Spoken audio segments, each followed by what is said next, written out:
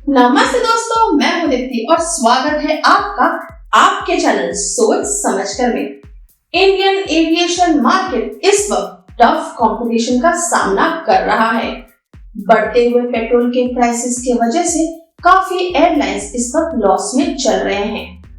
Airlines का business आसान नहीं होता है, बहुत सी चीजों पे ध्यान रखने की जरूरत पड़ती है, जिसकी वजह से कॉस्टिंग भी बढ़ जाता है। चलिए नजर डालते हैं ऐसे ही कुछ बातों पे जो एयरलाइंस की दुनिया से जुड़ी हुई है। भारत के जीडीपी में एयरलाइन सेक्टर का कंट्रीब्यूशन ऑलमोस्ट $72 बिलियन का है, लेकिन क्या आपको पता है कि इंडिया के 140 करोड़ की जनसंख्या में सिर्फ 4% लोग ने ही फ्लाइट में सफर किया है? तो आप अनुमान लगा सकते हो कि एयरलाइन इंडस्ट्री को भारत में कितना और ग्रो होना बाकी है। फाइनेंशियल ईयर 2021 काफी चैलेंजिंग था एयरलाइन इंडस्ट्री के लिए। पैंडेमिक के वजह से इंडियन एयर कैरियर्स को भारी मात्रा में नुकसान पहुंचा था, करीब 19,000 करोड़ का। वहीं एयरपोर्ट्स को भी 3,400 करोड़ का नुकसान झेलना पड़ा। डोमेस्टिक एयर पैसेंजर ट्रैफिक 61.7% से गिर चुका था 2021 में। गुड न्यूज ये है कि जैसे जैसे पैंडेमिक का प्रभाव कम होने लगा है, इंडिया जो दुनिया का सबसे कॉम्पिटिटिव एयरलाइन मार्केट में से एक माना जाता है, वो एक और हवाई दंगल के लिए तैयार है। और इस कंपटीशन में है कुछ दिग्गज खिलाड़ी, जैसे इंडिगो जिसका मार्केट शेयर है 51.3% और द टाटास जिसका मार्केट शेयर है 26.6% अपने चारों एयरलाइंस को समेटकर।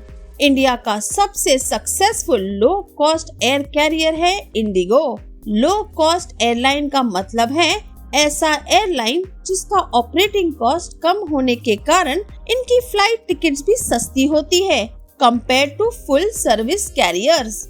इंडिगो एशिया का 4th लार्जेस्ट एयरलाइन है। इसका फ्लीट साइज है 277 का। वो भी सभी के सभी एयरबस एयरक्राफ्ट्स है। एयरबस है दुनिया का सबसे बड़ा एयरलाइन मैन्युफैक्चरर। इंडिगो का सबसे स्मार्ट मूव था एयरबस को बल्क में सस्ते दाम में खरीदना। अब जैसे जैसे आगे एयर कैरियर्स में कंपटीशन बढ़ेगा, वैसे ये मूव इंडिगो के लिए फायदेमंद हो सकता है। इंडिगो के सफलता का राज ये है कि उन्होंने कनेक्टिविटी पे ध्यान दिया। बड़े शहरों, मिड साइज्ड और छोटे शहरों का सिंगल टाइप एयरक्राफ्ट होने के वजह से मेंटेनेंस भी कम है और ट्रेनिंग मॉडल्स भी सिर्फ एक ही एयरक्राफ्ट मॉडल पे बेस्ड है। हालांकि कोविड के चलते इंडिगो को भी लॉसेस झेलना पड़ा। कई क्वार्टर्स के लॉसेस के बाद अक्टूबर-दिसंबर 2021 में इंडिगो ने 130 करोड़ का प्रॉफिट पोस्ट कर लिया। टाटा ग्रुप के ओनरशिप और मैनेजमेंट कंट्रोल में आता है full service carrier Air India और low cost unit Air India Express. Vistara के साथ टाटा ऑपरेट करता है एयर एशिया इंडिया, जो कि है टाटा सन्स और मलेशिया के एयर एशिया के बीच एक जॉइंट वेंचर। तो टाटा ग्रुप अब मैनेज करता है 4 एयरलाइन ब्रांड्स, जिसका अपना अलग और अनोखा प्रोफाइल है, कल्चर और कॉस्टिंग है। तो अगर ये चारों carriers air India express, air Asia India और विस्तारा के फ्लीट्स को कंसोलिडेट या टोटल करें, तो फ्लीट साइज बनता है 233 प्लेन्स का, जिसमें मौजूद है एयरबस और बोइंग अलग अलग कॉन्फ़िगरेशंस के साथ। इंडिगो के बाद टाटा ग्रुप के पास इंडिया का 2nd लार्जेस्ट फ्लीट है सिविल एयरक्राफ्ट का। हो सकता है आगे जाकर एयर इंडिया विस्तारा के साथ मर्ज हो जाए और एयर इंडिया एक्सप्रेस के साथ मर्ज हो जाए। विस्तारा ने 6 बोइंग 787 का ऑर्डर दिया है, जो 20 घंटा नॉन स्टॉप चलेगा और वो भी इंडिया से। ये भी अनुमान लगाया जा रहा है कि जर्मन कैरियर लुफ्तांजा टाटा के साथ पार्टनरशिप करेगा ताकि इंडिया और यूरोप के बीच ट्रैवल बढ़ जाए। जेट एयरवेज को कौन भूल सकता है? ये एक टाइम पर इंडिया का नंबर 1 एयरलाइन हुआ करता था। 2010 में ये टॉप पोजीशन में था इंडिया में with a market share of 22.6%। फिर 2016 की शुरुआत तक इंडिया का सेकेंड लार्जेस्ट एयरप्लेन बन चुका था विद 21.2% मार्केट शेयर इंडिगो के पीछे। लेकिन 2018 तक जेट एयरवेज के लॉसेस बढ़ने लगे। 2019 तक एक चौथाई एयरप्लेन्स ग्राउंडेड हो गए क्योंकि लीज रेट्स अफोर्ड नहीं कर पाए और उसी साल जेट एयरवेज बैंकरप्ट हो चुका था। London based asset management firm Kalrock Capital और एंटरप्रेन्योर मुरारी लाल जलन से मिले फ्रेश कैपिटल से जेट एयरवेज फिर से उड़ान भर रहा है। अगस्त या सितंबर 2022 तक जेट एयरवेज फिर से कमर्शियली ऑपरेट करेगा और अपने लॉयल कस्टमर बेस को बढ़ाने की कोशिश में जुट जाएगा। इंडिया का सबसे पहला लो कॉस्ट एयरलाइन था एयर डेक्कन, जो 2003 में लॉन्च हुआ था। उसके सफलता से प्रेरित होकर और भी लो कॉस्ट एयरलाइंस जैसे Indigo, Go Air, spice jet और जेट लाइट भारत में लॉन्च हुए। अब 2022 में एक और लो कॉस्ट एयरलाइन लॉन्च होने वाला है जो है अकासा एयर, जिसको प्रमोट और फंडिंग दे रहा है इन्वेस्टर राकेश झुनझुनवाला, जिनका स्टेक होगा 40% का। माना जा रहा है कि अकासा एयर जुलाई 2022 से कमर्शियली फ्लाई करने लगेगा।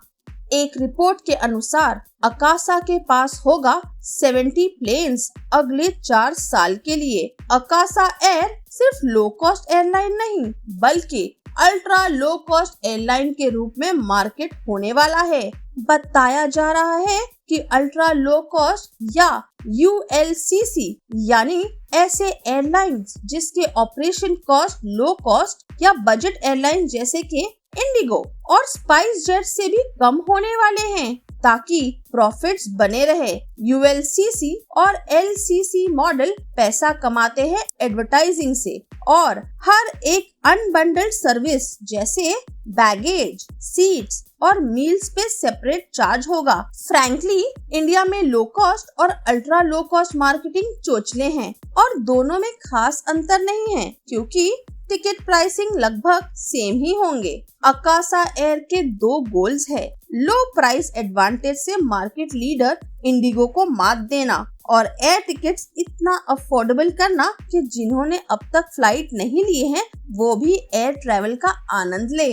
अल्ट्रा लो कॉस्ट एयरलाइंस की बात करें तो एक और कॉम्पिटिटर है गो फर्स्ट यानी कि गो एयर, जिसको वाडिया ग्रुप ओन करते हैं। 2020 को कोविड के वजह से अपना इंटरनेशनल ऑपरेशंस बंद करना पड़ा और 2021 को गो एयर को रीब्रांड कर दिया एज गो फर्स्ट। गो फर्स्ट IPO के लिए रेडी है और इनका एम है 3600 करोड़ मार्केट से उठाना शेयर्स को सेल करके। कहा जा रहा है कि उसमें से ऑलमोस्ट 55% जाएगा पुराने डेट्स को सेटल करने के लिए और 240 करोड़ जाएगा फ्यूल बिल्स को पे करने के लिए। गो फर्स्ट ऑपरेट करता है ऑल एयर बस A320 फ्लीट। गो फर्स्ट का फ्लीट साइज है 59 और कॉम्पिटिटिव प्राइसिंग और IPO के चलते गो फर्स्ट डोमेस्टिक ट्रैवल में नंबर 2 पोजीशन के लिए एम करेगा। स्पाइस जेट एक और लो कॉस्ट एयरलाइन है जिसको लॉस से ऊपर आने में कठिनाई हो रही है। कोविड के साथ बढ़े हुए फ्यूल प्राइसेस और डेट्स यानी कि कर्ज में डूबे जाने के कारण स्पाइस जेट को जल्द ही रेवेन्यू बढ़ाने पर गौर करना पड़ेगा, वरना ये रेस से बाहर हो सकता है। स्पाइस जेट का रीजनल प्रेजेंस अच्छा है, ये इंडिया का सबसे बड़ा रीजनल प्लेयर है, लेकिन 109 एयरक्राफ्ट के फ्लीट साइज के डेली ऑपरेशन को मेंटेन करना चुनौती है। मार्च 2022 में स्पाइस जेट का शेयर गो फर्स्ट से नीचे हो चुका था। इंडियन कैरियर्स के पास ओवरऑल लगभग 700 एयरक्राफ्ट का फ्लीट साइज है, जिसमें शामिल है पार्क और स्टोर्ड एयरक्राफ्ट।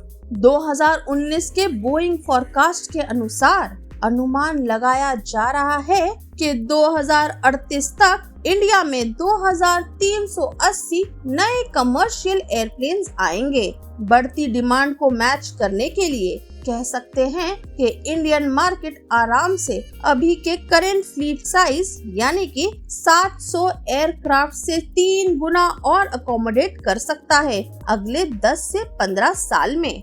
पैसेंजर प्रोफाइल में अच्छा खासा शिफ्ट हुआ है।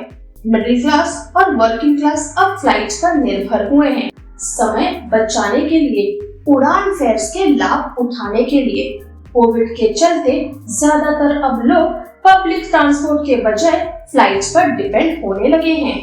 इंडिया ऑलरेडी एक प्राइस सेंसिटिव मार्केट है और जैसे ही मार्केट में कंपटीशन बढ़ेगा वैसे वैसे बाकी एयरलाइंस भी अपना कॉस्ट कम करना शुरू करेंगे। एयरलाइंस को हाई इनपुट कॉस्ट जैसे aviation turbine fuel ATF, maintenance और लीसिंग को कम रखने में फोकस करना पड़ेगा।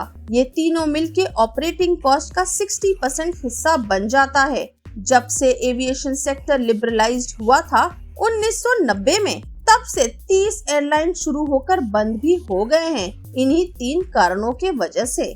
इंडियन रुपी के वैल्यू में गिरावट और क्रूड ऑयल प्राइसेस के बढ़ने से इंडियन कैरियर्स को धक्का पहुंच सकता है, खास करके तभी जब एयरप्लेन्स अपना कैपेसिटी बढ़ाने के फिराक में लगे हुए हैं और इंटरनेशनल ट्रैवल ओपन हो चुका है। सरकार को रिफॉर्म्स और इंसेंटिव्स लाना चाहिए। Aviation fuel prices, airports, customs, GST और लीज टैक्सेस में, ताकि एयर ट्रैवल अफोर्डेबल हो और पूरे एविएशन सेक्टर को बढ़ने का राह मिले। इनपुट कॉस्ट में कैपिंग हो तो अच्छा होगा। क्रूड ऑयल के बढ़ते दामों से एविएशन टरबाइन फ्यूल का कॉस्ट बढ़ जाता है। अगर सरकार ATF को GST के अंदर लाती है तो इनपुट टैक्स क्रेडिट के वजह से लॉसेस बैलेंस हो सकते हैं और एयर ट्रैवल सबके लिए अफोर्डेबल बन सकता है। प्राइसिंग सेट होना चाहिए कंज्यूमर डिमांड से, ना कि एक्सटर्नल रेगुलेशन से। इंडिया 30 से 40 एयरलाइंस को आराम से सस्टेन कर सकता है। ये फ्लाइट्स को फुल सर्विस कैरियर्स होने की जरूरत नहीं है, बस ग्रोथ का स्कोप हो तो आगे जाकर कॉम्पिटिटिव प्राइसिंग के दम से हम कई उड़ानें भर पाएंगे। तो दोस्तों, हो सकता है ये साल के खत्म होने से पहले आप कुछ नए एयरलाइंस देखें जो बजट फ्रेंडली हो, या फिर ये भी हो सकता है कि कुछ एयरलाइंस ज्यादा लॉस झेल ना सके और वो बंद हो जाए, जो पूरा डिपेंड करता है मार्केट पे। आपको इस वीडियो के बारे में क्या लगता है, हमें नीचे कमेंट बॉक्स में जरूर बताएं। अगर आप हमारे चैनल पर नए हैं तो हमें सब्सक्राइब करें। जो भी करें सोच समझकर करें। Thank you for watching our video guys.